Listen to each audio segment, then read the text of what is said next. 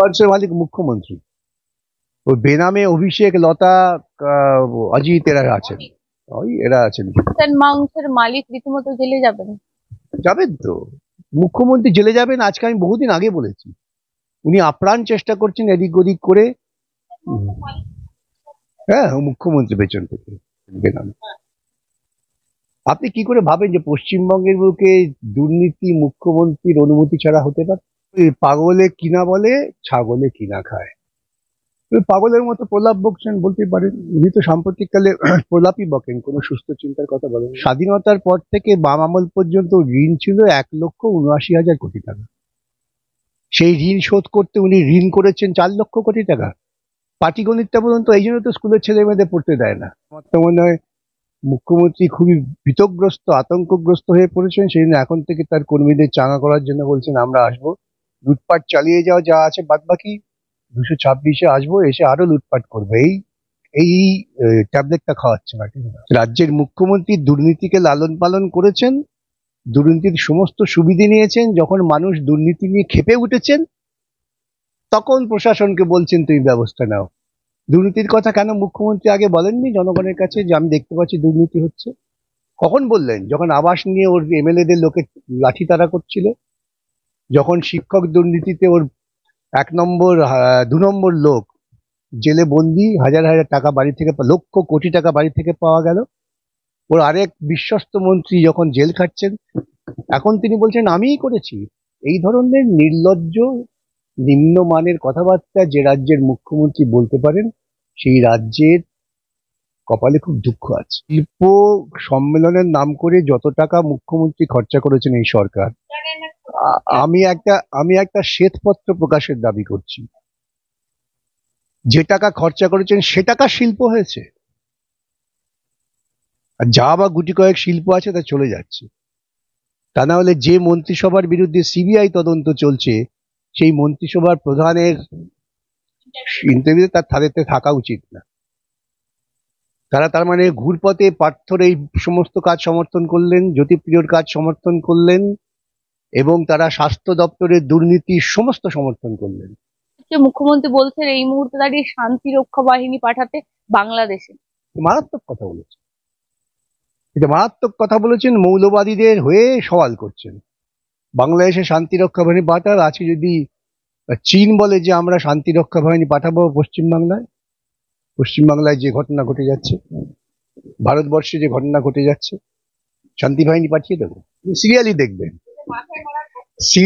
দেখবেন কেন? ওই সিরিয়ালে পারিবারিক ঝগড়া, বউ শাশুড়ির ঝগড়া, ননদ কিসব সম্পর্ক আছে তাদের ঝগড়া, হাত থেকে শাখা পড়ে গেলে পরে ভীষণ বিপদ হবে, প্রদীপ একটা নিভে গেলে পরে আগুন জ্বলে যাবে, এই সমস্ত কুসংস্কারমূলক সিরিয়াল। সেই সব দেখে ওর মাথায় কুসংস্কার এবং অজ্ঞতা, অবিজ্ঞান এইসবই আছে, এবং তারই প্রতিফলন ঘটে। আজকে সিঙ্গুর চলে গেছে সানন্দে এখন নিত্য নতুন বড় বড় কারখানা আসছে, আর সিঙ্গুরের চাষিরা এখন গালে হাত দিয়ে সর্ষে চাষ করছেন। মাথায় মারার পর থেকে ওর তো মাথায় কিছু ঘিলু নেই। উনি তো যা বলেছে মাথায় নাকি ঘিলু নেই, ছিটকে পড়ে গিয়েছিল। সেই ঘিলুটা ওদের একজন ক্যাচলোপার মতো ক্যাচলুপি গিয়ে মুখ্যমন্ত্রী মাথায় ঢুকিয়ে দিয়েছিলেন, সেই ঘিলুটা আছে। এটা অবাস্তব, অবৈজ্ঞানিক, কুসংস্কারমূলক কথা বলেন। এই নিয়ে আলোচনা করতে আমার লজ্জা বোধ হয়। নীতি নিয়ে চলে যে সব দুর্নীতি হচ্ছে ওদের নীতি, খুব স্বাভাবিক। আমি যদি মনে করি দুর্নীতি করবো এটাই আমার নীতি, তাহলে নীতি নিয়ে চলছে। তৃণমূল কংগ্রেস দুর্নীতি এবং গুন্ডামি এছাড়া হতে পারে এটা কেউ দেখা যায়। যে কোনো আচ্ছা, মিডিয়া হলুদ গুঁড়োর মতো কাজ করছে, তা উনি সেখানে লঙ্কা গুঁড়োর মতো কাজ করছেন না কেন? কেন বলতে পারছেন না? কই আমার তো কোনো, আমার মন্ত্রীরা তো জেলে নেই, তারা তো ধরা পড়েনি, তাদের বিরুদ্ধে কোনো অভিযোগ নেই। বলতে পারছেন না তো যে আরজিকর হাসপাতালের ওই মেয়েটার খুনের পেছনে একটা বড় দুর্নীতি চক্র কাজ করেছে। কুলতলির তো ফাঁসির সাজা ঘোষণা হলো কার্যত 60 দিনের, ওটা মুখ্যমন্ত্রীর কাছে গর্ব। উনি বলছেন আমাকে আরজিকরের ক্ষেত্রে 1 মাস টাইম দিলে আমি ঠিক দেখিয়ে দিতাম। এটা থেকেই প্রমাণ হয় কতটা অপরিণত মস্তিষ্কের একজন মানুষ মুখ্যমন্ত্রী হয়েছে। আমি আবারও বলি, কঠিন শব্দ ব্যবহার করলাম না। আরজিকরে সরকারি হাসপাতালে সরকারি ডাক্তার সরকারি পরিকল্পনায় খুন হয়েছেন, এবং সরকারি পরিকল্পনায় সাক্ষ্য লোপাট হয়েছে। তদন্তের বিষয় এটা। এবং আরজি করের ঘটনার পর গোটা দেশ উত্তাল হয়ে গেছে। তারপরে কিন্তু কুলতলির ঘটনা, ওই গ্রামের একটি মেয়েকে ধর্ষণ করে খুন করা হয়েছে, এবং এটা গ্রামের বহু মানুষ দেখেছেন প্রত্যক্ষ বা পরোক্ষভাবে। তারা সাক্ষী দিয়েছেন, সেই সাক্ষ্য প্রমাণের ভিত্তিতেই সাজা হয়েছে। এখন সেই সাজা পরবর্তীকালে হাইকোর্ট, সুপ্রিম কোর্ট যাওয়া হবে। কিন্তু আরজি কর, সকাল থেকে উনি ফোন করে মনিটর করেছেন। উনি নিজে বলেছেন, আমার কথা না। সকাল থেকে মনিটর করেছেন কিভাবে এই খুনের সাক্ষ্য লোপাট করা যায়, কিভাবে খুনটার সাজানো যায়। তা না হলে এফআইআর এ তৃণমূল নেতারা লেখান যে আমরা, আমাদের মুখ্যমন্ত্রীর উপর আস্থা আছে। জীবনে কখনো শুনেছেন কোন এফআইআর এ এরকম কথা কেউ লেখে? তো এইসব তিনি মনিটর করেছেন। যদি ঠিক মতো তদন্ত হয়, সত্য যখন প্রকাশিত হবে, তখন দেখা যাবে এর পেছনে কার কার হাত আছে। মুখ্যমন্ত্রী বলছেন আমি 26-এ ক্ষমতায় আসবো, আমরাই 26-এ ক্ষমতায় আসবো। কার্যত তিনি বলছেন আমরাই 1 নম্বরে থাকবো, বিরোধীদের কে ছাগলের 3 নম্বর বাচ্চা কোথায় গেল এলো তাতে মুখ্যমন্ত্রীর কিছু যায় আসে না। আমার সঙ্গে রয়েছেন বিশিষ্ট আইনজীবী বিকাশ রঞ্জন ভট্টাচার্য, কথা বলবো স্যারের সাথে। বলছি, বিরোধীদেরকে উনি ছাগলের 3য় বাচ্চা হিসেবে দেখছেন। পাগল তাই বলছেন। আমি সবসময় এটা করি, পাগলে কিনা বলে, ছাগলে কিনা খায়। পাগলের মতো প্রলাপ বকছেন বলতে পারেন। উনি তো সাম্প্রতিককালে প্রলাপই বকেন, কোনো সুস্থ চিন্তার কথা বলেন না। ওর রেকগনিশনের উপর নির্ভর করে নাকি? যদি রেকগনাইজ না করবে তাহলে বিরোধী বিরোধী চেঁচাচ্ছে কেন এত? আসলে নির্বাচন এসে গেছে, হাওয়া খুব খারাপ বুঝতে পারছি। এক গুন্ডা বাহিনীকে তৈরি করার পরিকল্পনা করছে, আর কিছু না। গুন্ডা বাহিনী তৈরি করার ছক এটা। বলছে রীতিমতো মুখ্যমন্ত্রীকে দম্ভ কার্যত, যেমন না বাম আমলে বলা হয়েছিল ওরা 34, আমরা 235, এরকম যেমন বলা হয়েছিল, সেই রকম অহংকার মুখ্যমন্ত্রীকে কিন্তু সেলফ কনফিডেন্স দেখা গেল এক্ষেত্রে। আপনারা সেলফ কনফিডেন্স দেখতে পেয়েছেন? আমার তো মনে হয় মুখ্যমন্ত্রী খুবই ভীতগ্রস্ত, আতঙ্কগ্রস্ত হয়ে পড়েছেন। সেই জন্য এখন থেকে তার কর্মীদের চাঙা করার জন্য বলছেন আমরা আসবো, লুটপাট চালিয়ে যাও, যা আছে বাদ বাকি 226-এ আসবো, এসে আরো লুটপাট করবো। এই এই ট্যাবলেটটা খাওয়াচ্ছে না, ঠিক না? বলছেন জনগণই সব কথা, জনগণই শেষ, জনগণের কথা মতোই আমরা রয়েছি এবং আমরাই থাকবো। হ্যাঁ, সেই জনগণ যদি তাদের স্বাধীন মত প্রকাশ করতে পারে, জনগণকে বাড়ি বাড়ি গিয়ে যদি হুমকি না দেখানো হয়, যদি জনগণকে এই কথা বলা না হয় যে সরকারি যে প্রকল্প বন্ধ হয়ে যাবে আমি না থাকলে পরে, এই ধরনের নিম্ন শ্রেণীর দ্বিচারিতা যারা করেন, তারা সবসময় নিজেদের কণ্ঠটাকেই জনগণের কণ্ঠ বলে মনে করে।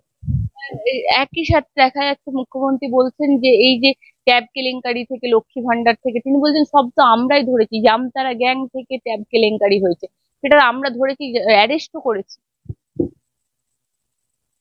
বাপ মার প্রাথমিক কাজ কি বলুন তো? সন্তান জন্ম হলে তাকে খেতে দেওয়া, এটা প্রাথমিক কাজ।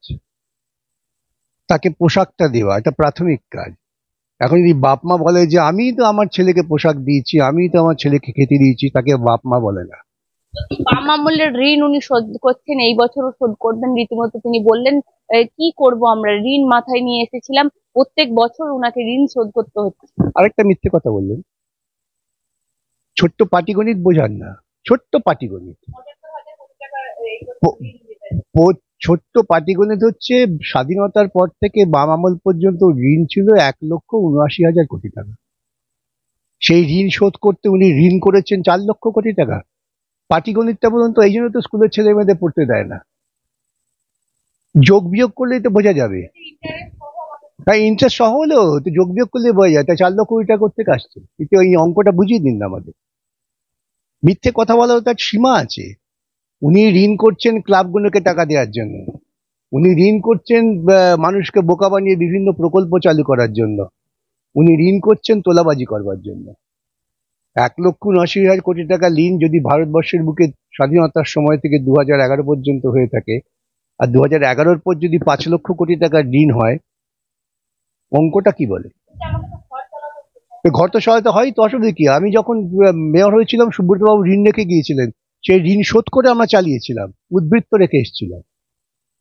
সরকারের থেকে অতিরিক্ত পয়সা আমাদের নিতে হয়নি।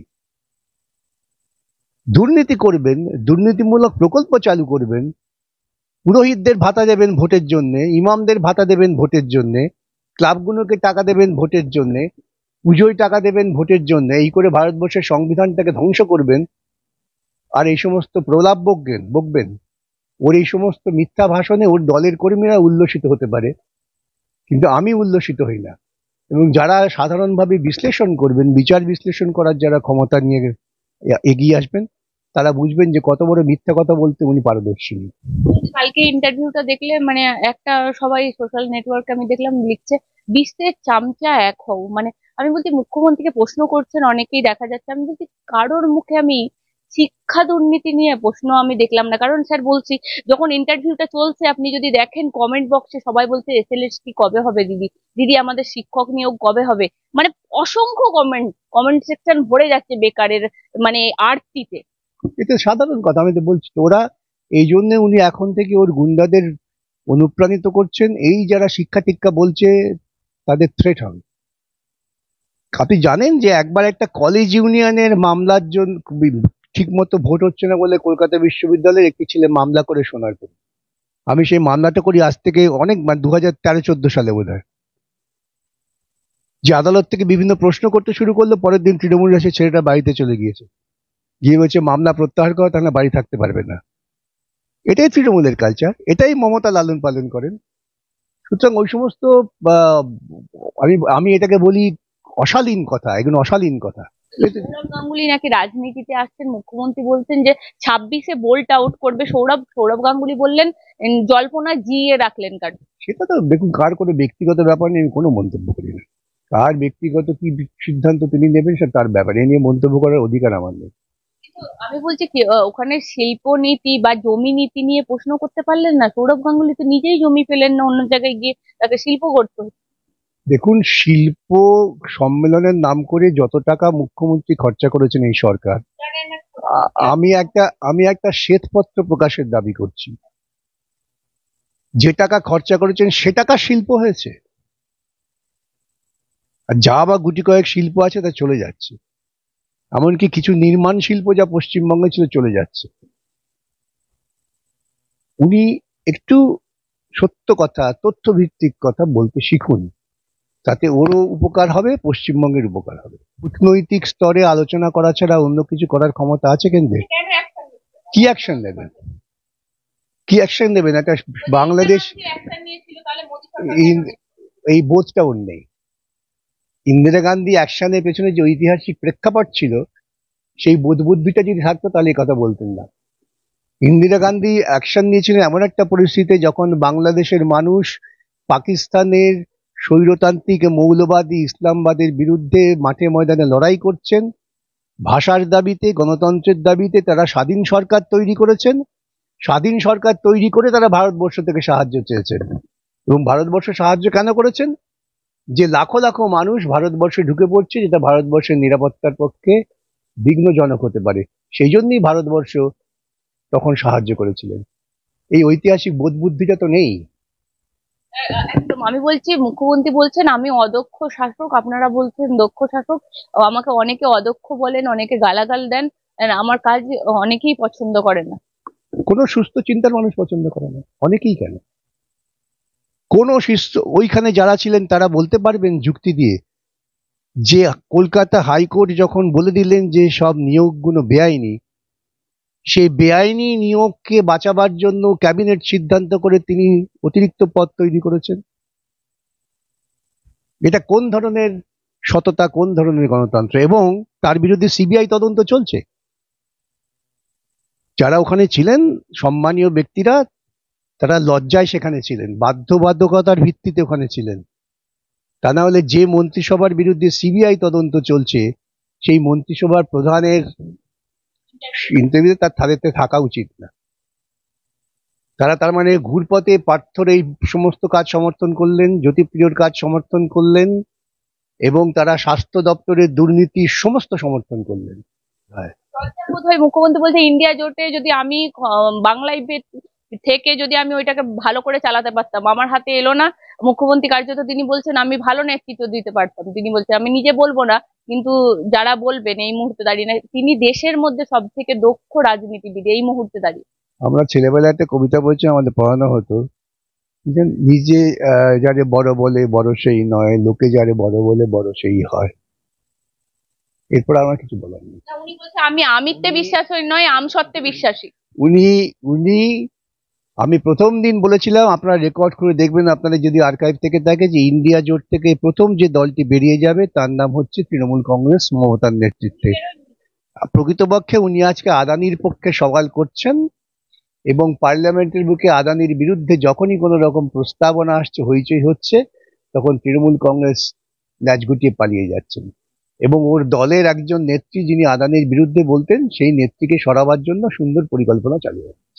সব থেকে বেশি কেরোসিন ব্যবহার হয় পশ্চিমবঙ্গে, রীতিমতো 60,000-এরও বেশি মানুষ এখনো পর্যন্ত পশ্চিমবঙ্গে নাকি কেরোসিনের ব্যবহার হয়। বাম আমল বাম আমল পর্যন্ত যে কটা বিদ্যুৎ উৎপাদন কেন্দ্র হয়েছে, তারপরে একটাও বিদ্যুৎ উৎপাদন কেন্দ্র হয়নি। বরং তিনি ডিভিসির সঙ্গে ঝগড়া করে, অসভ্যতা করে ধীরে ধীরে পশ্চিমবঙ্গে বিদ্যুৎ পাওয়ার সুযোগটাও কম করে দিচ্ছেন। একটা বিদ্যুৎ উৎপাদন কেন্দ্র হয়েছে বাম আমলের পর, দেখাতে পারবে? চ্যালেঞ্জ, প্রকাশ্য চ্যালেঞ্জ, যে বলুন একটা বিদ্যুৎ উৎপাদন কেন্দ্র ওরা যোগ করেছেন পশ্চিমবঙ্গে বাম আমলে যা বিদ্যুৎ কেন্দ্র ছিল তারপরে। একটা একটা একটা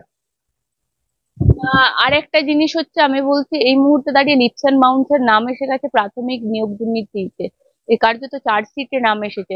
আর অপরদিকে দেখা যাচ্ছে অর্পিতার জামিন, কালীঘাটের কাকুর জামিন, মানে ব্যাপারটা আমাদের কাছে খুব গোলমেলে লাগছে এই মুহূর্তে দাঁড়িয়ে। না, জামিনটা পাওয়া এমন কোনো ব্যাপার না। জামিন কোটি কোটি টাকা পাওয়ার পরও জামিন হতে পারে, জামিন হতে পারে, এ নিয়ে চিন্তার কিছু নেই, কিন্তু দেখতে হবে আজকে চার্জশিটের ফলে তাদের তদন্ত করে সাজার প্রশ্নে যেতে হবে। সুতরাং জামিন পেয়েছে বলেই তারা মুক্ত হয়ে গেলেন, এটা ভাবার কোনো কারণ নেই। বিচার প্রক্রিয়া শুরু হবে, আমরা আশা করি সিবিআই ঠিক মতো চার্জশিট দেবেন এবং এটা, হ্যাঁ, সিবিআইও দেবে। এবং আমরা চাই যে এই ক্যাবিনেট সম্পর্কে সিবিআই এর সিদ্ধান্ত, যে তদন্তের আদেশ দিয়েছিল কলকাতা হাইকোর্ট, যে আদেশ সুপ্রিম কোর্ট বহাল রেখেছে, তার ভিত্তিতে তারা কি তদন্ত করলেন, কেন এই দুর্নীতিবাজ লোকেদের চাকরি বাঁচাবার জন্য সরকারি কোষাগারে টাকা খরচা করার সিদ্ধান্ত নেওয়া হলো, সেটাও আসুক রিপোর্ট।